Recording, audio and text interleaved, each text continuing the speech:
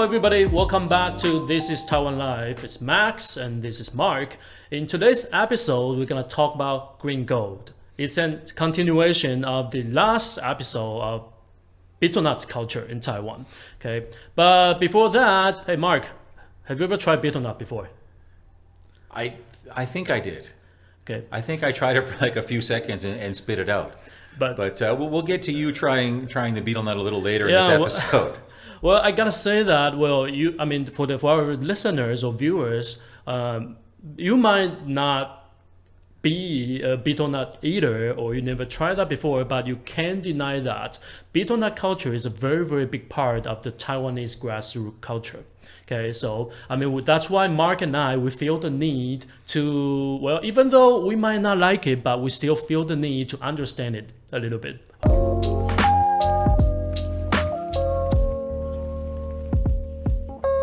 So Mark, what do you think about the betel nut culture so far?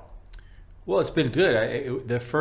Our first foray into it, we talked to the betel nut shop owner last time. Right. Was a good introduction to the ground level of the industry.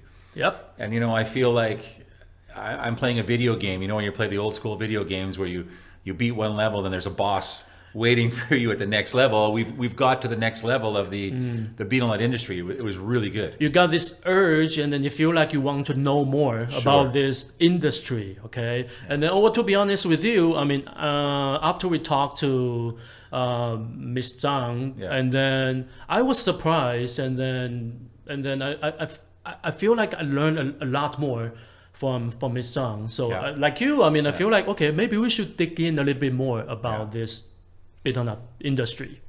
Yeah, so we got to through our first interview, we got to the next level, and we got to discuss the betel industry with a betel nut distributor, a franchise owner. Right. So that a much higher level of business. I got to say, I didn't speak to him on the phone like you did, but my first impression was we pulled up to the betel nut stand, and just as I had envisioned, a white Mercedes parked there, a guy covered in tattoos, a little bit tough looking, dyed blonde hair, smoking a cigarette. And I'm like, yep, this is exactly what I expected. Fit the profile. A very mafia kind of, not the most upstanding citizen, right? That's what he looked like. So what was your impression? Well, I gotta say that you don't get to talk to people like this, and you don't get to meet people like this in every day, because they are like another step up in this business industry, and then they are not easy to find. You have to, for some reasons, they want to make sure that you are okay to talk to. So I talked to friends of friends of friends, and then finally one of them is in this betel nut distributing business. So I talked to him, Mr. Chen, on the phone a couple of times, and then I was surprised that how friendly and how accommodating he is. I was trying to get an appointment with him, and then he was like, yeah, sure, feel free. And then I said, well, we might ask some, sensitive questions. I hope you don't mind.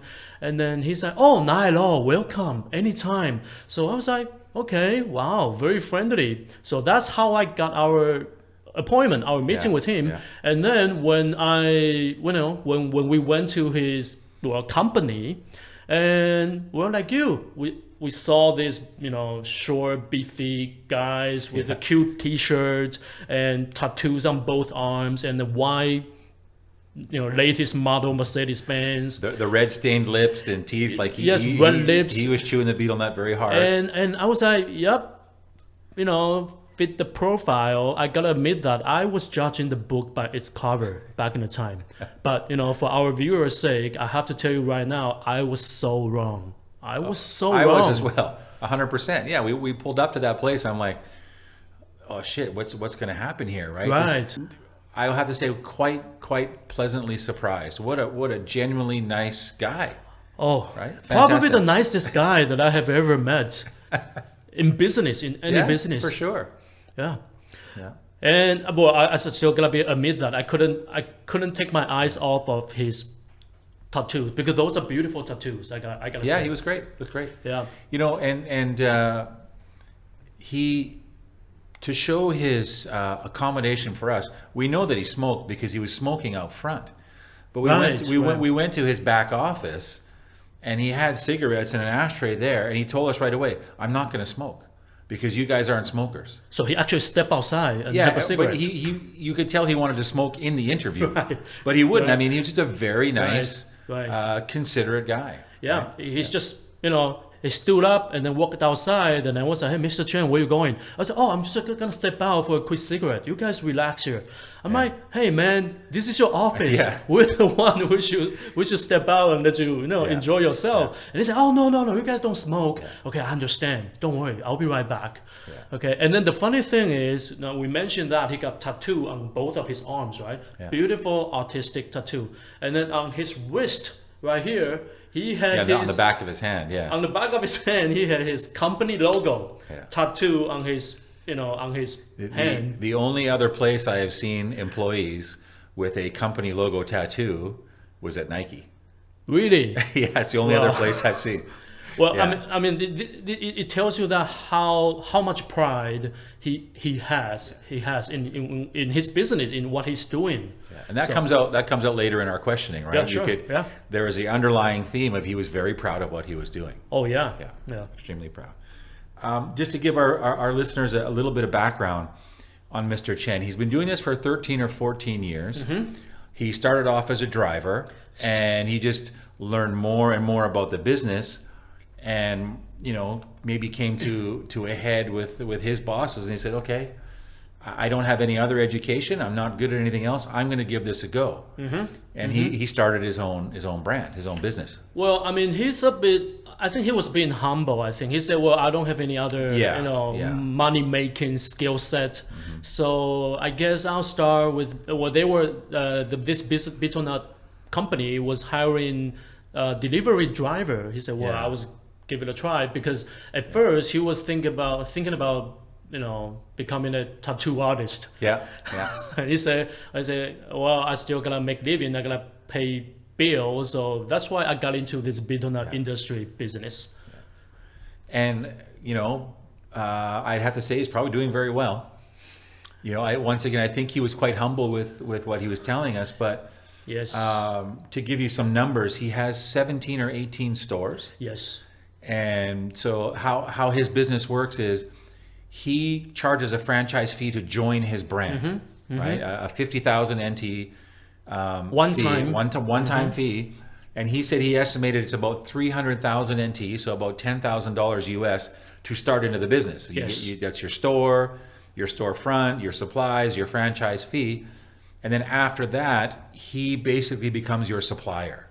Right. He supplies the betel nut. He supplies the paste. He supplies the machines, probably. Or the little box. The bags, a little bit of advertising, and he also consults. Right. He wants to help his franchisees, make money, because the busier they are, the more stuff they buy. Oh yeah. It's not a big investment to get into the business, right? Yeah. So he's doing quite well. Yes, I mean his philosophy is that we want to make sure that we all win in this business. It's not like I'm the one who's making all the money. It's that if you make money, that means I'm making money. So I think that's his business philosophy.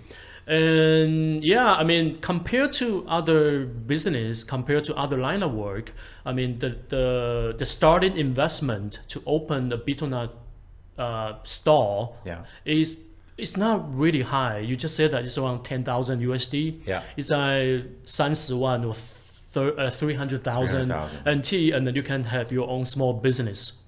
So that mean, and out of these 17 or 18 stores he has in his franchisor, he actually owns 3 of them, I think.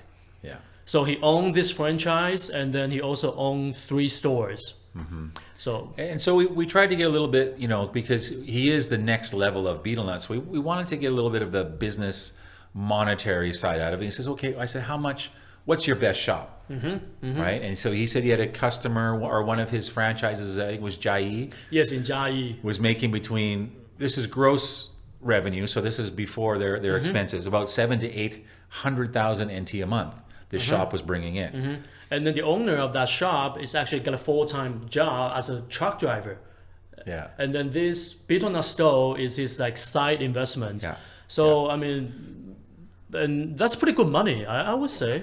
Well, I think we were okay. I mean, it was hard to get exact numbers from him, but he did tell us how much the betel nut costs and how much he sells and what he charges his franchisees. I would assume ballpark that the betel nut shop owner is probably making about 40% after they're paying themselves or their staff, paying him. So if your betel nut stand is pulling 800,000 NT a month, that guy's probably making 300,000 NT a month for his stand. That's pretty good profit, right? And then obviously Mr. Chen is making money from them buying from him, right? So that's not a bad little. If you pay off your investment in 1 month, it's not bad. Yeah, I mean this investment and revenue rate is pretty high in this betel nut business. And then we also asked Mr. Chen about. We were trying to get this out of him, but he said, well, he keep kind of like, dodging the question that, I don't keep the book. My wife was doing all the numbers in the book. So we were trying to asking him, so average, how much money did he make a month? Did he make a month?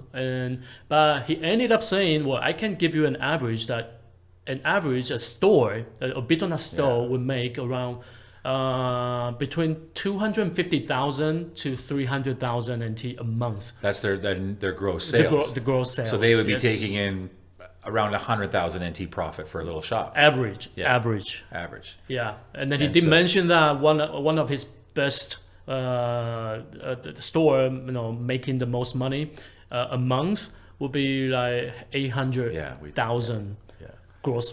And so he's making a percentage off all that business. Right. He's probably, I don't know, was he making maybe half of what they pull in? So I don't know. It's tough to say, but I think he's doing very well. It was hard to nail down the numbers, but I think he's doing pretty good. Yeah, imagine that. I mean, all you have to do is run your store and then you don't have to worry about this price. Like what you just said, all the betel nuts and different sizes of betel nuts. Okay. Yeah. And then also different sizes of bags or different sizes of anything, all from him. Yeah, he is not unlike any well-known franchise owner, right? He has supply for his shops. He deals with the farmers. He deals with distribution. He deals with packaging. He deals with the federal food guidelines that go along with this. He deals with the government stuff. He's a legit businessman. He is. And it's quite interesting. He was saying everything's done in cash. Yeah, everything. He gets paid in cash. They pay him in cash, right? It's a cash related business. So it's all cash, and then we did ask him that. So what if they can't pay you now? Can they postpone the payment? And he said, yeah, of course you can postpone the payment, but still in cash. Yeah. You gotta be in cash. Yeah. And then, but he's pretty funny, and he did say that. Well, if any of my franchisees trying to postpone the payment, he said, well, my tattoo, they does help in that. But he doesn't come across like a mean guy at all. No, not at all. He's a businessman. We talked about some stuff, and he's like, well, if my shop is having issues, I'll go talk to them and try to mentor them and teach them how to get through this and stuff. He's maintaining relations with his employees almost, right? Yes, and then he wants to make sure that his business and then all those 17, 18 stores are follow the law. Okay, nothing illegal. That's his bottom line. Yeah.